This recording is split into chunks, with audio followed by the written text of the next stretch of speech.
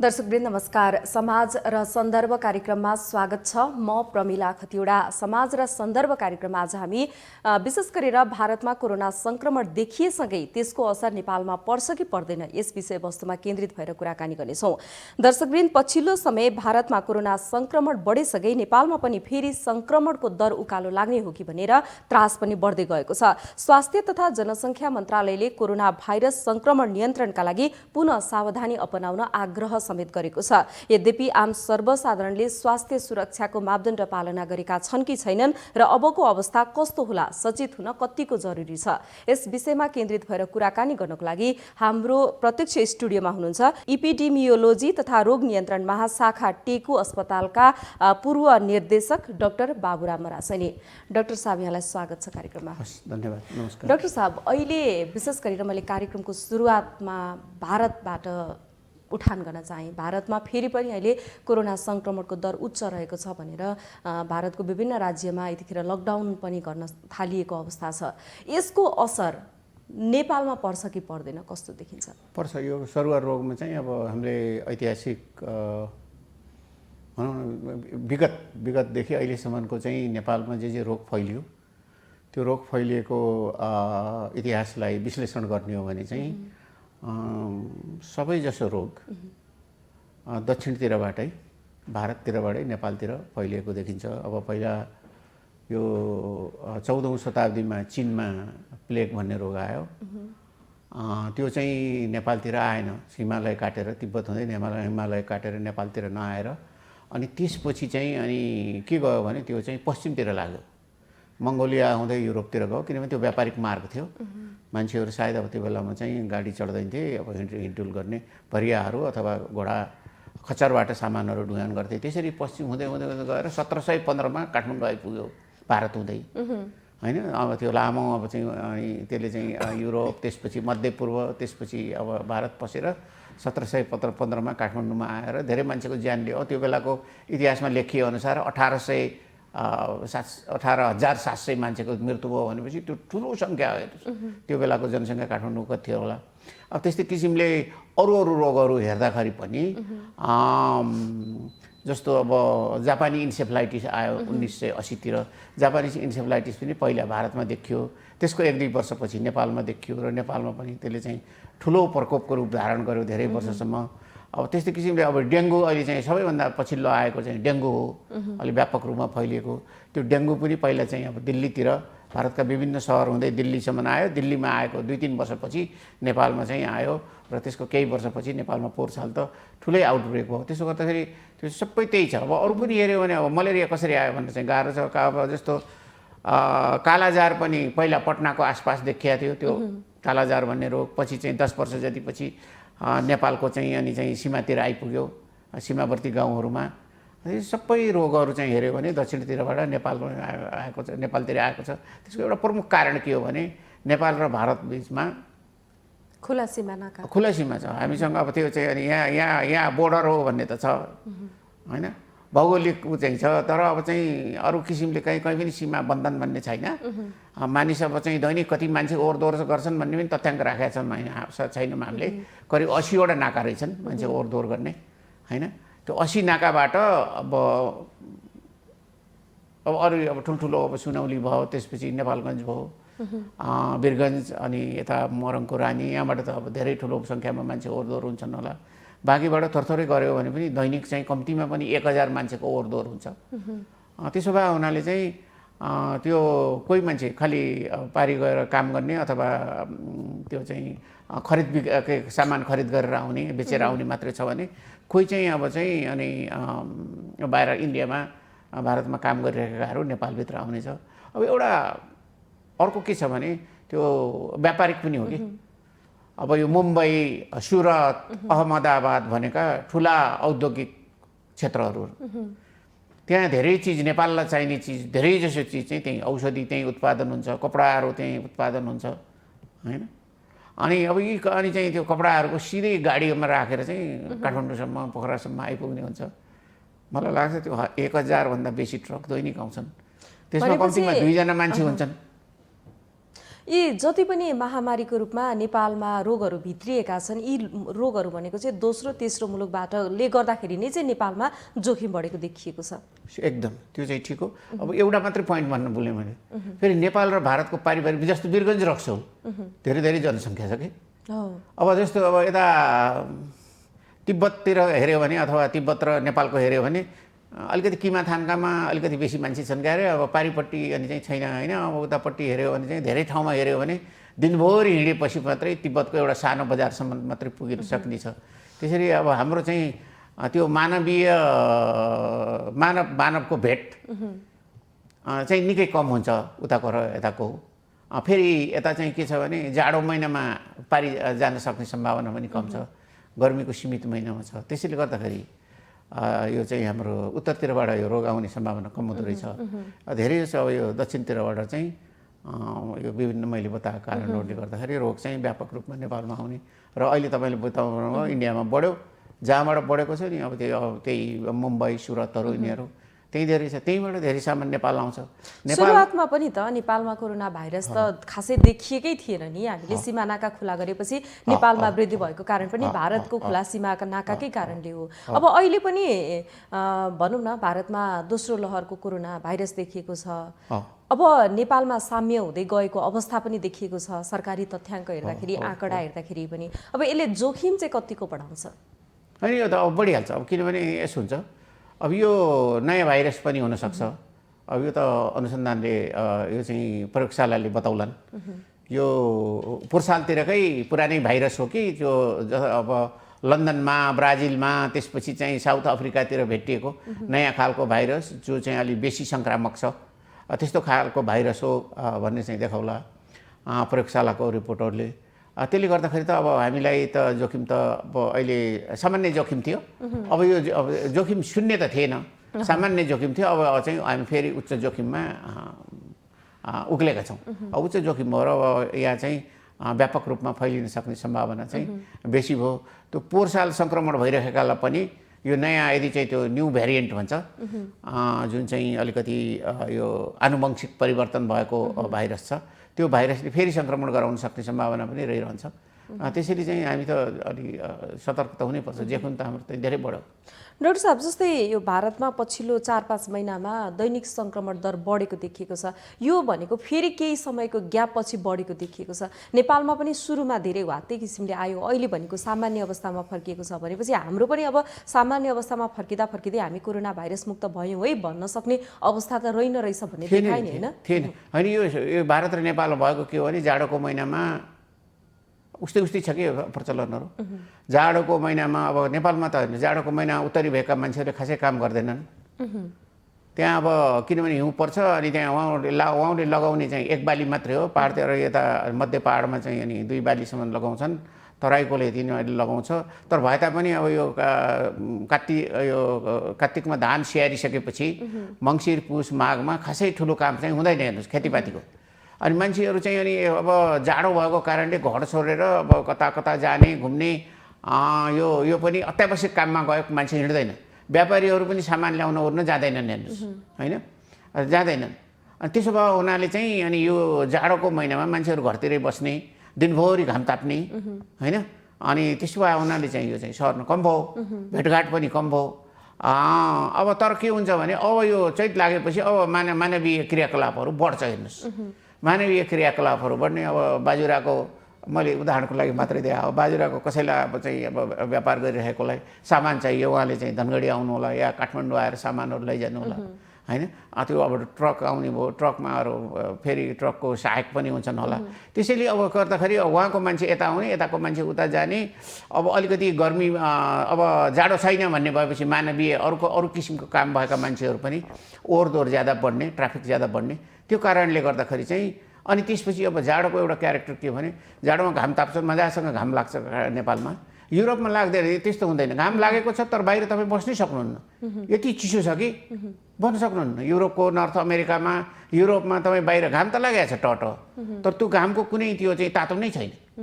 नेपालको चाहिँ मजासँग तातो छ, मान्छेहरू अनि चाहिँ मजासँग घाममा बसेर दिनभरि बस्न सक्ने, बाहिर छलफल गर्ने, होइन? अनि कुराकानीहरू गर्न सक्छन्।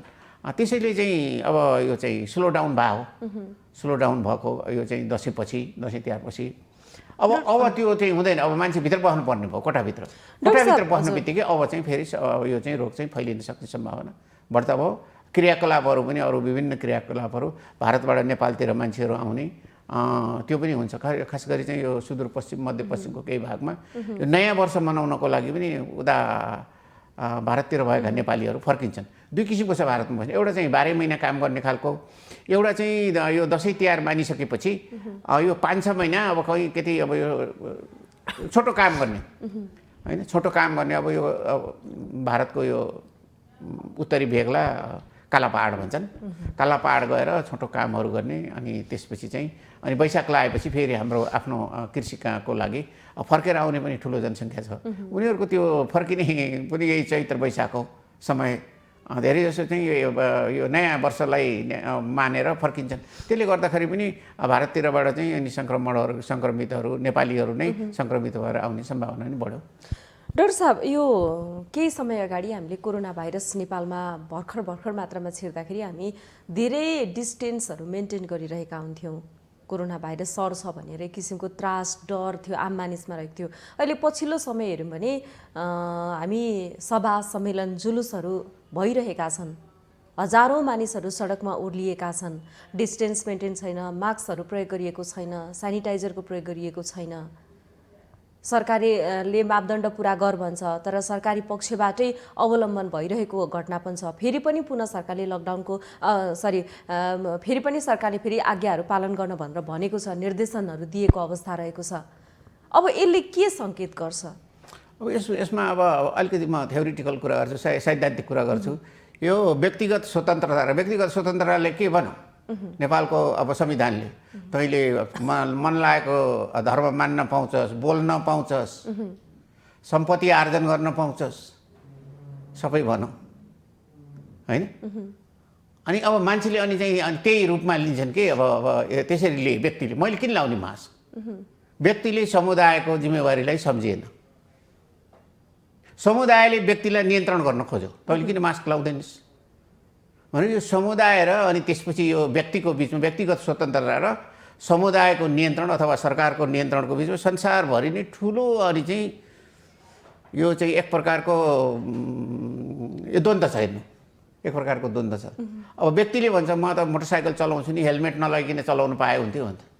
त्यो कानुन बनाइदिएको कारणले हेलमेट नलाइकन हिँड्यो भने प्रहरीले समात्यो। त्यस्तै किसिमले हामीले पनि यहाँ के गर्नु पर्थ्यो भने मास्क नलाउने मान्छेहरूलाई जुन चाहिँ 2020 सालको सङ्क्रामक रोग आइन्छ, त्यो सङ्क्रामक रोग चाहिँ मैले जानेसम्म 2015-16 सालतिर ड्राफ्ट भयो। त्यो बेलाको सरकारले संसदमा पेश गर्न भ्याएन। नभएपछि 2020 सालमा को त्यो राष्ट्रिय पञ्चायतले सुरुकै दिनमै त्यो ड्राफ्ट तयार थियो, स्वास्थ्य मन्त्रालयमा संसदमा राष्ट्रिय पञ्चायतमा पठाइदियो, तुरुन्त पास भइहाल्यो। त्यो धेरै अब पुरानो छ, त्यसमा धेरै कुराहरू छँदै छैन। त्यसमा अब दण्ड सजायको लागि 500 रुपियाँ राखिदिएको छ। त्यो 500 रुपियाँ भनेको त्यति बेला या काठमाडौँको अब अलिकति महाराजगञ्जतिर राम्रै घडे 1 रोपनी जग्गा आउँथ्यो होला होइन, 15 सालको आसपासमा $1 को 4 रुपियाँ थियो नेपाली। भनेपछि त्यसलाई होइन, हामीले के हुन्छ भने यस्तो कुराहरूलाई कहिलेकाहीँ यो चाहिँ अनि व्यक्तिगत स्वतन्त्रता नियन्त्रण तपाईँले चाहिँ यो मास्क लाउनुपर्छ भनेर स्वास्थ्य मन्त्रालयले गृह मन्त्रालय भनेर व्यक्तिले लगाउँदैन, त्यसलाई कानुनले नै अनि चाहिँ मास्क लाउनुपर्छ भन्नु पर्थ्यो। त्यो सङ्क्रामक रोग ऐनलाई परिवर्तन गरेर अहिलेसम्म पास गरिसक्नु पर्थ्यो। अब 500 रुपियाँलाई चाहिँ तपाईँले चाहिँ $100 राखिदिएर गरिदिएको भए 11-12 हजार रुपियाँ सजाय हुन्थ्यो। मास्क नलाइकन 12 हिँडेको बापत चाहिँ 12,000 तिर्नु परेपछि त मान्छे अलिकति गम्भीर हुन्थ्यो नि त। 5 रुपियाँको मास्क लगाएर हिँड्थ्यो अनि लगाएर हिँड्थ्यो नि। त्यो नगरेर पनि अलिकति यहाँ चाहिँ अलि अब अन्डरमाइन गरियो। मानिसहरूमा अलिकति सचेतना र यो कोरोना भाइरसले चाहिँ नेपालमा अलिक जोखिम रूप नलिसकेको कारणले गर्दा पनि यस्तो देखिएको। त्यो पनि हो। अब यसमा यस्तो यो ठुलो खालको मैले महामारी चाहिँ भन्दिनँ, प्रकोप भन्छु होइन। यो प्रकोप हो। अब यतिका समय भइसक्यो। यो महामारी भन्ने सर्ट टर्म हुन्छ, छोटो समयको लागि हुन्छ होइन।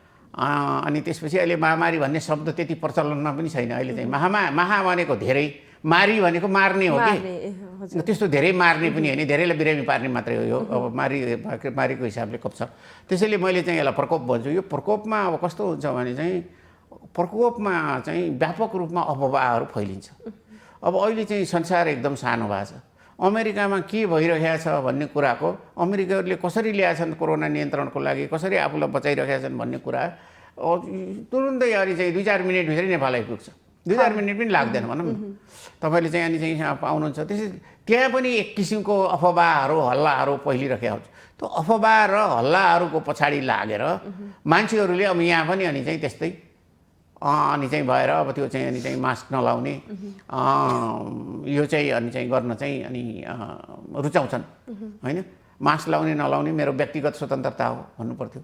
तर सरकारले के भन्नु पर्थ्यो, तैँले मास्क लाउनै पर्छ, यी हाम्रो कानुनमा चाहिँ मास्क लगाउनै पर्छ भनेर चाहिँ हाम्रो संसदले चाहिँ ऐन पास गरेको छ, नत्र तँलाई चाहिँ हामी चाहिँ दण्ड सजाय गर्छौँ भनेर व्यक्तिलाई भन्न सक्नु पर्थ्यो। त्यो नगराउनु पनि ठुलो समस्या हो। अनि अर्को चाहिँ के हुन्छ भने चाहिँ रिस्क कम्युनिकेसन भन्छ कि, जस्तो अब चाहिँ माउन्टेन टेलिभिजन भने चाहिँ आम सञ्चारको माध्यम हो। तर अब स्वास्थ्य मन्त्रालयले त्यो आम सञ्चारको कुराहरू गरेर हुँदैन। स्वास्थ्य मन्त्रालय रिस्क कम्युनिकेसन, यसमा खतरा छ है, तपाईँ अनि चाहिँ बेकारमा यो चाहिँ अनि चाहिँ यो कोरोना इन्फेक्सन सारेर अथवा आफूलाई लागेर त्यो चाहिँ अनि चाहिँ सास फेर्न गएर महिना दिनसम्म सास फेर्न नसकेर आइसियुमा तडपी बस्न नपरोस् है। यो काममा तपाईँ सचेत हुनुहोस्, मास्क लगाउनुहोस्। एउटा मास्क लगाएर तपाईँ चाहिँ अनि चाहिँ हात धोएर सुरक्षित हुनुहुन्छ भने सुरक्षिततिर लाग्ने, बेकारमा यस्तो सानो कुरालाई चाहिँ तपाईँले चाहिँ अज्ञानतावश यसलाई चाहिँ अनि चाहिँ हल्लाको पछाडि लागेर यो सचेतना तपाईँले नअपाउँदाखेरि तपाईँलाई ठुलो खतरा हुनसक्छ भनेर चाहिँ बुझाउन सक्नु पर्थ्यो।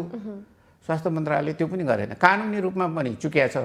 अब अर्को चाहिँ यो जुन चाहिँ जोखिम सञ्चार भन्छ, जोखिम सञ्चारको हिसाबले पनि अहिलेसम्म चाहिँ जोखिम सञ्चारमा प्रवेश गरेको देखिँदैन।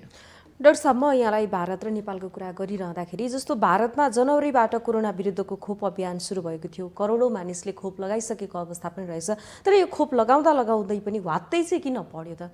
अझ नियन्त्रणमा आउनुपर्ने होइन र? अब यसो 1 करोड 30 लाख छ, धेरै जस्तो डाक्टर नर्सहरूलाई लगाइया छ। डाक्टर नर्सकै सङ्ख्या चाहिँ धेरै ठुलो छ, त्यहाँ चाहिँ सतर्कता हजुर धेरै ठुलो सङ्ख्यामा छ। अलिकति त्योभन्दा अरू बाहिर स्वास्थ्य सुरक्षाकर्मीहरूलाई लगाएको छ के अरे। अब 1 करोड 30 लाख जनसङ्ख्या भएकोमा अब यो चाहिँ अनि त्यति अब त्यसको प्रभाव चाहिँ देखिँदैन। दोस्रो के छ भने यदि यो नयाँ किसिमको त्यो जुन चाहिँ परिवर्तित भाइरस रहेछ भने त्यो परिवर्तित भाइरसमा को विरुद्धमा यो खोपले काम गर्छ कि गर्दैन भन्ने पनि अहिले यो विषयमा पनि हजुर बहस भइरहेछ हजुर। त्यसो भए हुनाले पनि अब यो चाहिँ भारतमा के भयो भने यो जबसम्म भल्नरेबल पपुलेसन भन्छ, रोग लाग्न सक्ने यो चाहिँ जोखिम युक्त जनसङ्ख्या समुदायमा बाँकी रहन्छ। त्यो सरुवा रोग चाहिँ अनि 1 साइकल 2 साइकल 3 साइकल हुँदै 3 साइकल 4 साइकल हुँदै चाहिँ त्यो फर्की आउँछ। अब इपिडेमियोलोजीले के भन्छ भने हरेक 10 जनामा 9 जनालाई चाहिँ को विरुद्ध यसमा चाहिँ अब एन्टिबडी अथवा यो चाहिँ रोग प्रतिरोधात्मक शक्ति विकास भयो भने त्यो 1 जनाले लाउनु पर्दैन, 1 जनालाई चाहिँ 10 जना 9 जनाले चाहिँ बचाउँछन् भन्छ। त्यसैले अब के हुन्छ भने चाहिँ अब यो यसको कि हामीले चाहिँ प्रभावकारी खोप लगाएर सारातिर चाहिँ नियन्त्रण गर्न सक्नु पर्यो होइन। हामीले चाहिँ अनि चाहिँ यो अरू किसिमले गाह्रो छ, किनभने यो भन्न चाहिँ सजिलो छ। यो श्वास प्रश्वासबाट सर्ने जतिको रोग नियन्त्रण गर्नको लागि गाह्रो अरू रोगहरू चाहिँ छैन। र त्यो यदि चाहिँ यो सजिलो भएको भए अहिलेसम्म चाहिँ क्षयरोग नियन्त्रण भइसक्थ्यो। संसारमा चाहिँ क्षयरोग चाहिँ झन् ठुलो किसिमले चाहिँ यो विकसित देशमा पनि यो अल्प विकसित देशमा पनि एकदमै ठुलो रूपमा ठुलो जनस्वास्थ्य समस्याको रूपमा फेरि फर्केर आउँदैछ। त्यसैले चाहिँ अनि अब त्यो गाह्रो पनि छ। जबसम्म खोप प्रभावकारी खोप आउँदैन यसको नियन्त्रणको लागि चाहिँ गाह्रो पनि छ। अमेरिका बेलायत भारतमै कुरा गर्दाखेरि पनि नेपालमा कोरोना सङ्क्रमणको दर वात्तै बढ्यो। त्यो अनुसार पक्कै पनि नेपालमा त धेरै नै कम देखिएको अवस्था छ। अब भारतकै कुरा गर्दाखेरि पनि विश्वभरमा सबैभन्दा धेरै सङ्क्रमण हुने देश भारत तेस्रो स्थानमा चाहिँ रहेको छ भने मृत्यु हुनेमा चाहिँ चौथो स्थान भारत रहेको छ। त्यो अनुसार नेपाल हुन सकेन, त्यो त एकदमै खुसीको कुरा त छँदैछ। अहिले सुरुमा जसरी आएको थियो कोभिड-19 अहिलेको स्थिति हेर्दाखेरि यो नियन्त्रणमा चाहिँ कसरी आउन सफल भयो? यो नियन्त्रणमा आएको छ कि यो परीक्षण दर कम भएर देखिएको छ कि सरकारी तथ्याङ्क हेर्दाखेरि त्यतिखेर कोरोना सङ्क्रमणको दर त निकै घट्यो घटेको छ नि, यो घट्नुको कारण चाहिँ के रहेको छ? एउटा त मैले भने त्यो मानवीय क्रियाकलापहरू अब जाडोमा नेपालमा चाहिँ एकदम कम हुन्छ। तपाईँले पनि अब कतैतिर अब ग्रामीण नेपालको परिदृश्यलाई परिकल्पना गर्नुभयो भने सायद मैले भनेको कुरा चाहिँ अनि प्रुफ हुन्छ होला। दोस्रो अब के हुन्छ भने यसमा यो एकदमै धेरै आयो नि, 5500 भयो दैनिक हेर्नु। अब सगरमाथाको टुप्पा पुगेपछि त्यहाँभन्दा सगरमाथाको टुप्पाभन्दा माथि जान थालेपछि ठाउँै छैन नि त, तपाईँ ओर्लिनै पर्छ बाँच्ने हो भने। त्यसो त अब यसले चाहिँ जति जनसङ्ख्यालाई चाहिँ आक्रमण गर्न सक्ने हो यसले चाहिँ आक्रमण गर्यो, सङ्क्रमण भयो। अब त्यसपछि चाहिँ अनि चाहिँ अब त्यसपछि उसले चाहिँ नयाँ जनसङ्ख्या खोज्छ कि। अब नयाँ जनसङ्ख्या आयो नि त काठमाडौँमा, कसरी आयो? विश्वविद्यालयका विद्यार्थीहरू घरमा गएको थिए, स्कुलका विद्यार्थीहरू घरमा गाउँमा गएको थिए, उनीहरू सम्भवतया सङ्क्रमित भएनन्, उनीहरू फर्केर आछन्। अब सामान किन्नलाई व्यापारीहरू आउलान् काठमाडौँमा होइन, अरू किसिमले भेटघाट गर्नको लागि अब यहाँ चाहिँ अब को आफ्नो नातेदारहरू कहाँ को छ त्यसको आउलान्।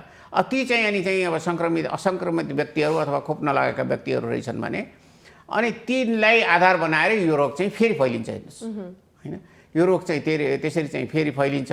त्यसो त जबसम्म अब चाहिँ यो चाहिँ भल्नरेबल भनेको चाहिँ अब यो सङ्क्रमण हुने सम्भावना भएको जनसङ्ख्या रहिरहन्छ तबसम्म यो साइकलमा आउने हो। यो जाडोमा अब नेपालको अब युरोप र अमेरिका, किनभने युरोप र अमेरिका भनेको कस्तो भने बाहिर एकदम चिसो छ, घरभित्र पस्नुभयो भने चाहिँ एकदमै मरुभूमि जस्तो तातो छ। सेन्ट्रल त्यो चाहिँ हिटिङ सिस्टम छ, यो चाहिँ अनि टी सर्ट मात्रै लाए पुग्छ। उनीहरूको चाहिँ जम्मै चाडपर्वहरू जाडोमा पर्छन् अनि उनीहरूको ठुल्ठुलो पारिवारिक चाहिँ अनि जमघट हुन्छ होइन, भोजसोज खाने अनि चाडहरू पनि पर्छन् यो बेला। त्यसो हुनाले युरोप र अमेरिका बेसरी सहर अहिले त यो वास्तवमा भन्यो भने त्यो सेन्ट्रल हिटिङ सिस्टम त भनेको छैन विकसित देशहरूले। युरोप र अमेरिकाले यो सेन्ट्रल सिस्टम हामीलाई हिटिङ सिस्टम हेडेक भयो भने छैन।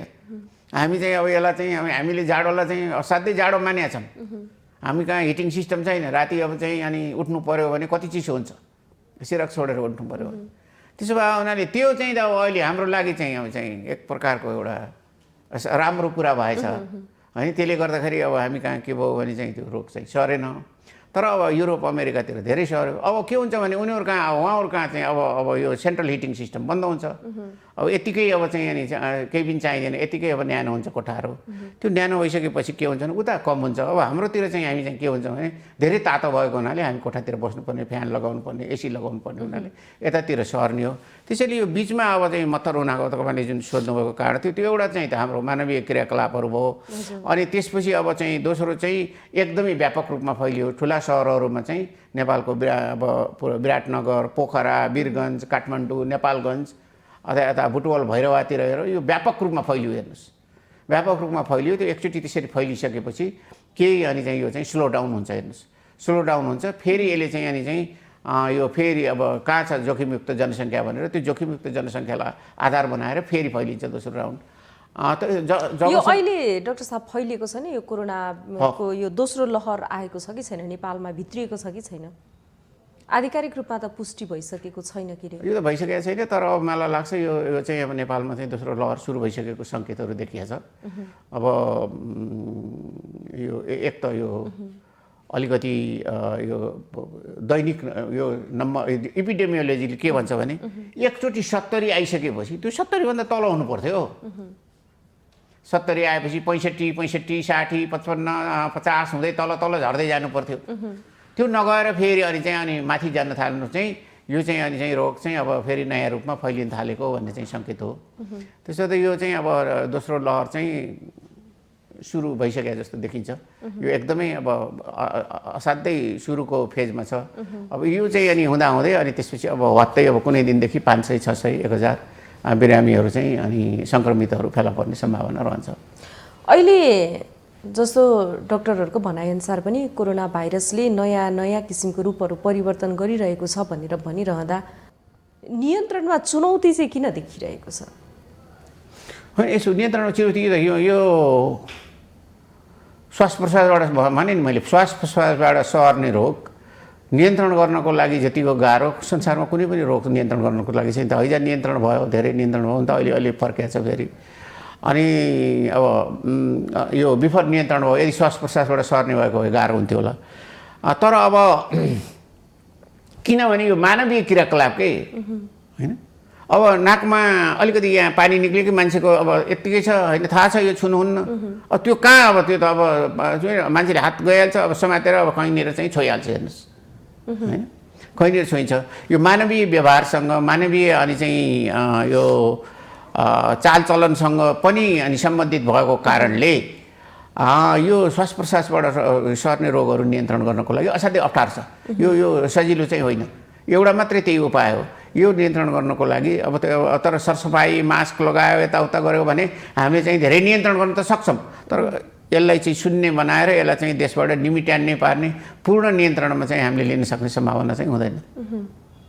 डाक्टर साहब, जस्तै यहाँले अघि कुरा गर्दै हुनुहुन्थ्यो कालाजार, malaria, encephalitis, Ebola, corona, dengue जस्तो यी रोगहरूको देखिएको असर र कोरोनाले देखिएको असरमा चाहिँ अलिकति डरलाग्दो चाहिँ कुन चाहिँ देखिँदो रहेछ?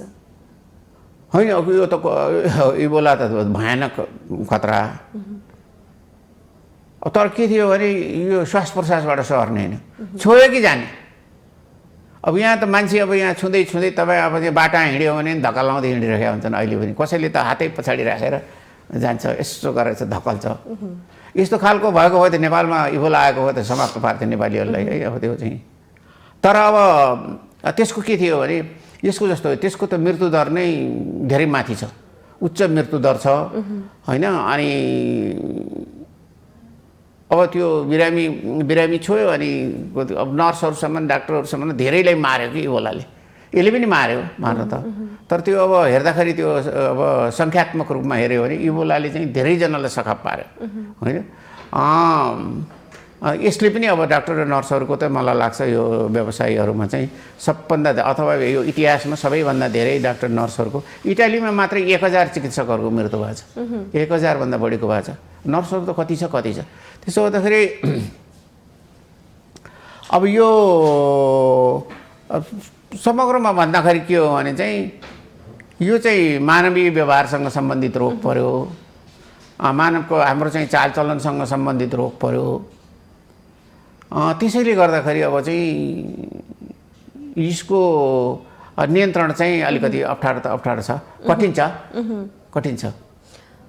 डाक्टर साहब, जस्तो यो समयमा आउने गर्छ कालाजार, मलेरिया, डेङ्गु, यी रोगहरू भनेको चाहिँ एकैचोटि आउने, सेलाएर जाने, फेरि केही समय पछाडि फेरि आउने, यी रोगहरूले गर्दाखेरि आम मानिसहरू त्रसित भइरहेका हुन्छन्। यी रोगहरू आउने कारण चाहिँ के हुन्? पनि यसमा यसलाई पूर्ण नियन्त्रण पनि यस्तो भन्छ। अब जस्तो पहिला दादुराको प्रकोप फैलिन्थ्यो। म त अब मलाई लाग्छ मैले जतिको ठुलो दादुराको प्रकोप कसैले देखेन होइन। म त्यो बेला 42 सालमा डोटी अस्पतालमा काम गर्थेँ। त्यहाँ भयानक ठुलो चाहिँ उ भयो, 330 जना बच्चाहरूको मृत्यु भयो होइन 2042 सालमा। 42 साल धेरै ठुलो, धेरै गाउँहरूमा चाहिँ त्यो चाहिँ यो दादुरा फैलियो, धेरै भयानक, त्यत्रो पीडादायी। अनि चाहिँ ऊ चाहिँ देखिनँ मैले यो चाहिँ प्रकोप, यो रोगको त्यो महामारी थियो वास्तवमा भन्यो भने। अनि के हुन्छ भने अब दादुरा 3 देखि 5 वर्ष, 3 देखि 5 वर्ष किन भनेर सोध्नुभयो भने त्यो 3 देखि 5 वर्षमा नयाँ बच्चाहरू जन्मिने भयो। 3 देखि 5 वर्षमा नयाँ बच्चाहरू जन्मिने भए उनीहरूलाई खोप लगाउन सकिएन भने त्यसपछि अनि चाहिँ त्यहाँबाट फेरि अर्को दादुराको प्रकोप फैलिने भयो उनीहरूलाई समातेर। त्यसैले अब त्यस्तो छ। अरूमा चाहिँ अनि अरू अब कसो, अब डेङ्गु चाहिँ अब यो लामखुट्टेले सार्ने रोग हो। कालाजार, डेङ्गुहरू यिनीहरू चाहिँ अब भेक्टर बर्न भन्छ। उनीहरूको लागि चाहिँ भुसुनाले अथवा चाहिँ लामखुट्टाले सार्ने रोगहरू भएको उनीहरूको फरक छ। तर यो चाहिँ अनि भाइरस, कतिपय भाइरस रोगहरूमा धेरै अनि चाहिँ समानताहरू पनि छ। 3 देखि 5 वर्ष हो यसको साइकल। तर आम मानिसहरूले यसलाई मानवीय क्रियाकलापको कुरा गरिरहँदा आफै पनि सचेत हुन, यसलाई नियन्त्रण कम गर्न सकिने अवस्था त रहेछ नि होइन? छ नि। अब मल्लकालमा प्लेग फैलिएपछि मल्लकालमा अब मैले थाहा पाएअनुसार अब केही आदेशहरू जारी गर्यो त्यो बेलाको काठमाडौँमा मल्ल राजाहरूले। उनीहरूले त असनमा त्यो चाहिँ अब तिब्बतबाट आएकोलाई भरियाएर त्यो व्यापारीहरूलाई बस्नको लागि चाहिँ एक प्रकारको यो क्वारेन्टाइनको बिल्डिङै बनाएको रहेछ। उनीहरू त्यहाँ अनिवार्य रूपमा 14 दिन, त्यो बेला पनि 14 दिन बस्नै पर्ने बनाएको। त्यसैले अब पहिला हेर्नुहोस्, अब गराए समाजले त्यसै गराए। पार्टीहरू किन बनाइयो? घरमा बस्दाखेरि प्लेग सर्ने भयो, रोग सर्ने भएको हुनाले यो चाहिँ मूल जहाँ जहाँ मान्छे ओहोर दोहोर गर्ने व्यापारिक बाटो थियो त्यो सबतिर चाहिँ अनि चाहिँ त्यहाँ भरियाहरू बस्ने अथवा सँगसँगै हिँडेका कर्मचारीहरू बस्नको लागि चाहिँ पार्टी बनाइयो। हेर्नुहोस्, धेरै जसो त्यो पार्टीको के हो त अहिले औचित्य भनेर सोद्धाखेरि हेर्ने हो भने भैँसी पार्टी किन बनाइयो? जोर पार्टी किन बनाइयो? त्यहाँ अब हाम्रो यो सोह्रखुट्टे पार्टी किन बनाइयो भन्दाखेरि त्यहाँ आएर घरमा बस्दाखेरि मानिसहरूलाई यो चाहिँ सङ्क्रमण फैलिएको हुनाले उनीहरूले एक प्रकारको यो सार्वजनिक चाहिँ पार्टीहरू बनाएर बस्नको लागि ठाउँहरू बनाइदिए। त्यहाँ चाहिँ आफ्नो सामान ओढ्ने ओछ्याउने पनि आफै लिएर आउनु पर्थ्यो, त्यहाँ हुँदैन थियो। खालि भाँडा र खानेकुराहरू चाहिँ स्थानीय मान्छेहरूसँग चाहिँ किनेर ल्याएर प्रयोग गर्न सकिन्थ्यो। त्यसो भएर हामीले यदि चाहिँ अब यो रोगलाई र अरू यो रोग किन यो रोग र टिबी यस्तो चाहिँ श्वास प्रश्वासबाट सर्ने रोगहरूलाई एकत्रित रूपमा हेर्ने हो भने चाहिँ एक ठाउँ राखेर हेर्ने हो भने चाहिँ र यो दीर्घकालीन हामीले सोच त बनाउनै जरुरी छ। अब कसरी दीर्घकालीन सोच? अब हाम्रो भवन विभागले बनायो, खोइ त भेन्टिलेसन। सिंहदरबार बनाउँदाखेरि नेपालको सिंहदरबार बनाउने पहिलो इन्जिनियर रहेछन् कुमार नरसिंह राणा। कुमार नरसिंह राणाले सारा अनि चाहिँ सिंहदरबारमा भेन्टिलेसन हाल्यो। हेर्नुहोस्, त्यहाँ गएर हेर्नुभयो भने प्रधानमन्त्रीको कार्यालयको मात्रै बाँकी छ, अहिले बिचमा चोक छ। दक्षिणतिरबाट आएको हावा उत्तरबाट निक्लिन्छ, ठुल्ठुला झ्याल छन्, त्यो झ्यालमाथि फेरि भेन्टिलेसन पनि हालिदिएछ। हामीले अब त्यो त हरेक घरमा त्यस्तो जानु पर्यो, कुराहरूले पनि धेरै ठुलो चाहिँ अनि चाहिँ ल्याउन सक्छ भन्ने कुरा। अब हेर्नुहोस्, अब यहाँ अब सहरमा मान्छे निसासिएर मर्यो, हावा आउने कहीँ पनि ठाउँ छैन, भेन्टिलेसन राख्ने भनेर चाहिँ यो चाहिँ हाम्रो भवन विभागले, यो सहरी विकास तथा भवन विभागले त्यो भवनको गाइडलाइनमा हालिदिएको भए त हामी परिवर्तन भइसक्थ्यो नि त। हाम्रो चाहिँ कति सर्दै थियो होला। हेर्नुहोस्, आजभन्दा 20 वर्ष अगाडि हालिदिएको भए, त्यो मापदण्ड राखेको भए धेरै फरक। त्यसो त हाम्रो जीवनशैली तपाईँले भनेको एकदम ठिक कुरा बनाउनु। हामी चाहिँ अब चाहिँ यो कोरोना नसर्ने जीवनशैली चाहिँ हामीले चाहिँ बनाउनु पर्यो। त्यसको लागि हाम्रो भौतिक संरचनाहरू पनि व्यक्तिगत भयो, सरकारी भयो, सार्वजनिक भयो, यो सबै त्यही अनुसार हामीले चाहिँ अनि चाहिँ बनाउन सक्नुपर्छ। त्यो नगर्ने हो भने चाहिँ सर्छ। अब होटेलहरूले त्यही अनुसार आफूले एडप्ट गर्नु पर्यो। पहिलाको पार्टीको सट्टामा आए, विकल्पमा आए अहिले होटेलहरूले पनि त्यही किसिमको सेवाहरू सुरु गर्नु पर्यो। अहिले डाक्टर साहब, जस्तो नेपालमा पनि खोप अभियान सुरु गरिएको अवस्था छ, धेरै नेपालीहरूलाई खोप लगाउन पनि थालिएको अवस्था छ, अहिलेसम्म क्षमताले भ्याएसम्म लगाइरहेको अवस्था पनि रहेको छ। तर यो खोपप्रति चाहिँ आम मानिसको सहभागिता किन देखिएन? अनि ठिकै छ क्या अरे, मैले त अब अलि पहिला यो डाक्टर र नर्सहरूले चाहिँ भर कम लगाए। हेर्नुहोस्, होइन, शङ्कालु हुन्छन् कि डाक्टरहरू चाहिँ आफै औषधि खान्नन्। हेर्नुहोस्, एउटा बडा यो अब अचम्मको छ। अब तपाईँले अब खानु भने डाक्टरलाई 5 दिनको एन्टिबायोटिक लेखिदियो भने 2 दिन खाएर छोडिदिन्छ। बिरामीलाई के भन्छ भने डबल स्ट्यान्डर्ड छ उसमा। बिरामीलाई तैँले चाहिँ 7 दिन खानुपर्ने नि भन्छ, होइन। हरेक डाक्टरले आफूले खाँदैन। उनीहरूमा यसको कम्प्लायन्स रेट चाहिँ एकदमै कम छ। त्यो हिसाबले हेर्दाखेरि के हो भने चाहिँ अब यो डाक्टर र नर्सहरूले चाहिँ दोस्रो चाहिँ अब यो खोप चाहिँ जिल्ला सदरमुकाममा हुँदाखेरि खास गरी हाम्रो यो महिला कर्मचारीहरू छन् नि, नर्सहरू अथवा गाउँमा काम गर्नेहरू, उनीहरू एकैचोटि आएर खोप लगाउन पनि मिलेन। कोही 2 दिन हिँडेर आउनुपर्ने अथवा दिनभरि लाग्ने, गाडीमा चढेर आएर सदरमुकाममा बास बसेर खोप लगाएर फेरि तेस्रो दिन मात्रै घर पुग्ने, यस्तो पनि रहेछ। त्यसैले पनि उनीहरूलाई कतिलाई घरका मान्छेले पठाएनन्। जाडो महिना थियो, फेरि हिउँ परिरहेको थियो कतिपय ठाउँमा। अर्को चाहिँ अनि के भयो भने, तर अब यो 65 वर्षभन्दा माथिको रेस्पोन्स मलाई चाहिँ राम्रै लाग्यो जस्तो लाग्छ। अब यो खोपमा चाहिँ नेपालीहरू राम्रो छन् भन्ने पनि देखाएको छ। अब हेर्नुहोस्, अब विक्रम सम्वत 1816 मा सुगौली सन्धि भयो। सुगौली सन्धिको ठ्याक्कै पछाडि यहाँ नेपालमा ब्रिटेनको राजदूतावास त्यही लैनचौरमा चाहिँ सुरु भयो, होइन। लैनचौरमा ब्रिटिस आएर बस्न पनि सुरु गर्ने। यहाँ काठमाडौँमा चाहिँ विफरको प्रकोप फैलियो। विफरको प्रकोप फैलिएपछि अब त्यो बेला चाहिँ भीमसेन थापा प्रधानमन्त्री हुनुहुन्थ्यो, उहाँको सरकारै आत्तियो। यति धेरै मान्छेहरू चाहिँ अनि हताहत मतलब मृत्यु पनि भइरहेको छ, व्यापक फैलिएको छ। उहाँहरूले ब्रिटिसको भनाइ होइन, उहाँहरूले अब त्यो लेखे के छ भने चाहिँ अब हामीलाई चाहिँ खोप देऊ भन्यो। खोप चाहिँ सुरु भयो नेपालको चाहिँ अनि चाहिँ हाम्रो चाहिँ अनि 23 सेप्टेम्बरमा खोप सुरु भयो भनेपादेखि। हेर्नुहोस्, विफरको त्यसपछि काठमाडौँमा पनि लगाइयो। त्यो बेलाको अनि चाहिँ राजदूत गार्डनर भन्ने थिए, गार्डनरको कमेन्ट रहेछ त्यो किताब मैले पढेँ। गार्डनरको कमेन्ट के थियो भने चाहिँ, कमेन्ट के रहेछ भने चाहिँ नेपालका मान्छेहरूले खोपलाई चाहिँ राम्रै रूपमा लिए, भारतमा भन्दा चाहिँ नेपालमा चाहिँ सकारात्मक रूपमा लिएको पाइयो भनेर उनले यो गरेका छन्। त्यसो भए नेपालमा चाहिँ हजुर नेपालमा स्वास्थ्यको सचेतना चाहिँ उच्च छ, मान्छेहरूले तपाईँले राम्रोसँग बुझाउने हो, यो सुरक्षित हो भनेर बुझाउन सक्ने हो भने चाहिँ लगाउँछन्। त्यो चाहिँ सुरक्षित हो भनेर भन्न नसकेको कारणले त्यो समस्या भयो। यो खोप आइसकेपछि या सबैजनाले खोप लगाउन थाल्यो भने अहिले त अब विश्वतिर पनि लाउन थालिसकेको अवस्था छ, अन्तर्राष्ट्रिय मुलुकहरूले लाइरहेको अवस्था छ, नियन्त्रणमा आउन चाहिँ सहज गर्छ, कम हुन्छ? अनि अब यसो यो खोपले कति वर्ष काम गर्छ भन्ने कुरा थाहा छैन। यो नयाँ अब यो परिवर्तित भाइरसलाई जुन चाहिँ अनि आनुवंशिक परिवर्तनमा आएको छ त्यस विरुद्ध काम गर्छ कि गर्दैन भन्ने पनि अहिले दुईवटा मत छ। अब यसले कति वर्ष काम गर्छ? अब पहिला हेर्नुभयो भने इन्फ्लुएन्जा भन्ने रोग थियो, अहिले पनि छ इन्फ्लुएन्जा स्वाइन फ्लूको तपाईँले सुन्नुभयो होला। स्वाइन फ्लू हो भने चाहिँ यो चाहिँ H1N1 भन्छ। त्यसपछि चाहिँ अनि त्यसपछि यो चाहिँ बी छ, इन्फ्लुएन्जा बी छ, इन्फ्लुएन्जा ए छ। यिनीहरूको विरुद्ध खोप छ कि त्यो खोप हरेक वर्ष परिवर्तन गर्नुपर्छ। त्यो खोप परिवर्तन गर्नको लागि हामीले पनि अनि चाहिँ यो चाहिँ योगदान दिएका छौँ। हाम्रो नेपालको समेत घाँटीको केही स्याम्पलहरू हामीले जेनेभा पठाउँछौँ। त्यस्तै किसिमले WHO ले विश्वभरिबाट चाहिँ त्यो खोपको घाँटीको स्वाबको स्याम्पलहरू जम्मा गर्छ र एउटा कुनै अनि चाहिँ यो चाहिँ इन्फ्लुएन्जाको खोप निकाल्ने यो उत्पादक कम्पनीलाई त्यो दिन्छ र उसले त्यो मिसाएर फेरि नयाँ खोप बनाउँछ। त्यसैले त्यो त्यस्तै खालमा जान्छ कि भन्ने पनि सम्भावना छ। अब त्यो खालको भनौँ मतलब एक वर्ष काम गर्ने, फेरि यसमा आनुवंशिक परिवर्तन हुने, अर्को वर्षलाई काम नगर्ने भयो भने चाहिँ यो इन्फ्लुएन्जाको मोडेलमा जान सक्ने सम्भावना पनि देखिन्छ। अहिले यो खोपप्रति पनि विशेष गरी यो कोभिसिल्ड खोपप्रति होला एकदमै भ्रामक समाचारहरू पनि आइरहेछ। यो भ्रामक हो कि सत्यता हो हामीले छुट्याइरहेका छैनौँ। यही विषयमा चाहिँ दुविधा भएको कारणले पनि दुईवटा कुरा छ यसमा। अब मृत्युको बारेमा भन्न सक्दैन।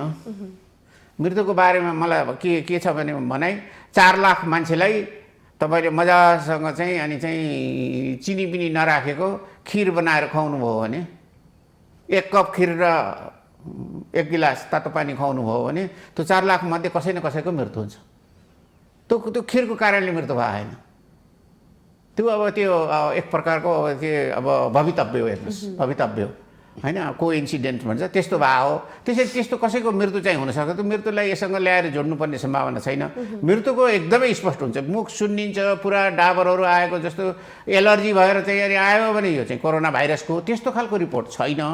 तर अब अहिले चाहिँ त्यो चाहिँ जुन रगत जम्यो भनेको छ नि, त्यो रगत जमेको कुरामा चाहिँ अब केही चाहिँ सत्यता छ। हेर्नुहोस् मृत्युको बारेमा मलाई चाहिँ धेरै विश्वास छैन। यदि चाहिँ त्यो चाहिँ अनि डाबर निक्लेर जिउ सुन्निएर अनि घाँटी सुन्निएर होइन, गर्दन अनि चाहिँ मुखभित्र सुन्निएर जिब्रो सुन्निएर मरेको हो भने चाहिँ त्यो अनि चाहिँ अब त्यो हामी कार्यक्रमको अन्तिम समयमा आइपुगेका छौँ। यो जुन यहाँले हामीले समाचारमा सुनिरहेका छौँ रगत जमेको खोपको कारण भनेर जुन समाचारहरू सुनिरहेका छौँ, अहिले आम दर्शकहरूले पनि हेरिराख्नु भएको होला, टिभी लाउन हुन्छ कि हुँदैन उहाँहरू दुविधा हुनुहुन्छ।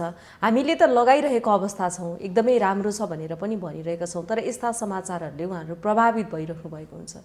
के छ त अलिकति स्पष्ट धारणा? यस्तो अब यो हेर्नु, अब यो ठाउँ अनुसार पनि व्यवहार गर्छ रोगले।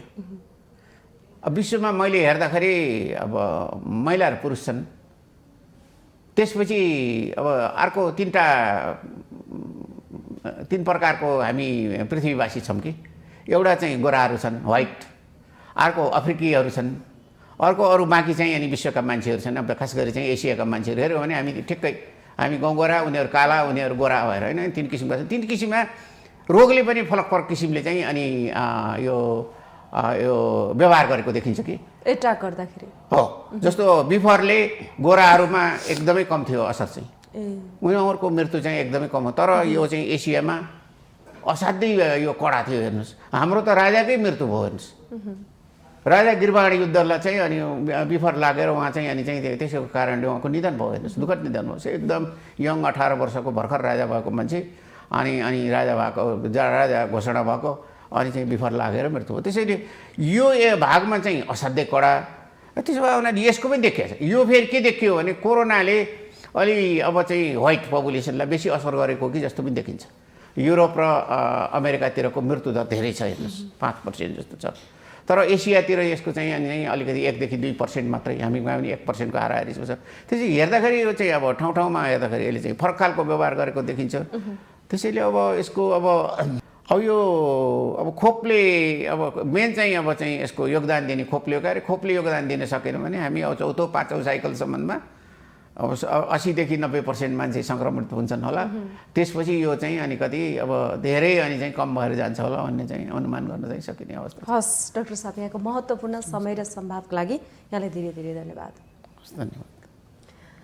दर्शकवृन्द, समाज र सन्दर्भ कार्यक्रममा आज हामीले विशेष गरेर भारतमा कोरोना संक्रमण बढेसँगै नेपालमा चाहिँ यसको जोखिम रहेको छ कि छैन र कोरोना भाइरसबाट जोगिनको लागि के कस्ता उपाय अपनाउनुपर्छ यस विषयवस्तुमा केन्द्रित भएर कुराकानी गर्यौं। दर्शकवृन्द, यसका लागि हामीसँग हुनुहुन्थ्यो इपिडियोमियोलोजी तथा रोग नियन्त्रण महाशाखा टेकु अस्पतालका पूर्व निर्देशक डाक्टर बाबुराम मरासेनी। कार्यक्रमबाट म प्रमिला खतिवडा पनि बिदा हुँदैछु। हेर्दै रहनुहोला माउन्टेन टेलिभिजन। नमस्कार।